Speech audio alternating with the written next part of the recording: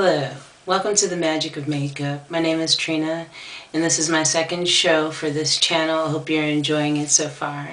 In the first show, I talked to you about Egyptian makeup and the history behind why the Egyptians, both male and female, wore makeup. If you guys want to, you can feel free to check out that show and leave your comments with suggestions for other ideas for this channel. Today, what I wanted to talk to you guys about is wearing makeup in order to create a sense of serenity, peace, and protection. I told you guys about how my favorite, I guess you would say, style of makeup is the Egyptian style. The eyebrows, how they are, the eyeliner on the eyelids, the top lids, how the line goes all the way out, and also underneath. Sometimes I like to do this rectangular square, or not rectangular square, this rectangular shape on either side. A lot of times I like to do more of a stronger eyebrow depending on what day I'm having. And it's kind of like the stronger eyebrow helps keep me focused. It's like a, I don't know, for me it does feel like a protection against negative forces. If you check out my show that I did about Egyptians and why they wear makeup, you'll see that they talked about how sometimes they'll put the design of Horus, Eye of Horus design for their makeup. What they did when they put makeup on was symbolic, and very spiritual. And I feel like putting on makeup is a very spiritual experience. So I'm going to do that today. I've just got some simple things that I'm going to use.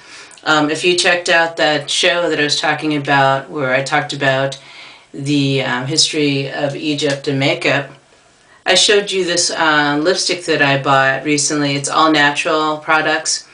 It's from a company that it's called ALZ, A-L-Z, and it benefits people with Alzheimer's disease. So the proceeds goes to a foundation for helping more research for Alzheimer's. So you can check them out on Etsy. I'll leave their Etsy shop on the, in the description below. So I'm going to put on some red today. And let's see. If you guys really enjoy this channel, feel free to let me know. And if it gets big enough, what I'll do is I'll put together a Patreon. That way we can have some funds to do more exciting and new things and learn more research that way. So yeah. So this is a really bright red. I like it. Some people don't like really bright red because either one thing, they feel like their skin is too dark to wear a bright red color. Some people think that red is not a good color to wear, that it's the color of sin. What do I think about that? I think that's bullshit. It's another myth that's been spread. Red for me is the color of love. It's the color of compassion. It's the color of action. It's the color of love, yes. Like I've said so many times before. And I like that color. It's supposed to be a matte lipstick is what they advertised it, this company. So what I've noticed about it is it can make my lips really too dry if I don't, which I didn't do, put some sort of lip gloss on it in the beginning before I put this on. So seems like with the matte lipstick, but then that kind of defeats the purpose, right? Because if it's going to be matte, it won't be all shiny. So I blot it is what I do. That way I don't get any lipstick on my teeth or anything. You can just take toilet paper and blot it. That's what I do, if you guys don't know that kind of thing. So now I'm going to do the Egyptian eyes that I like to do. Sometimes they're more dramatic than others. If you look at me, you can see I don't really have much for eyebrows. So that's why I like to have fun with my face, like it's a canvas. And it's fun to do things that are really symbolic with my face. I'm an artist, so I love to paint, I love to create, so I love to have fun with my face too in that way. During Halloween season, I do some really interesting designs with my face. I will share that too this year, this coming Halloween. So I'm putting this on now. I was trying to do it in such a way where you guys can see what I'm doing as well. I'm just following the basic shape of my eyebrow. I don't feel like I have to be perfect when I put makeup on. I try to get things as symmetrical as possible, but if that doesn't happen, it's okay. So you can see how you can still see my eyebrow. So what I do is I just come up on top of there. I draw on top of the eyebrow up there, and the hair that's underneath that line, what I'll do is I'll come in with eyeshadow.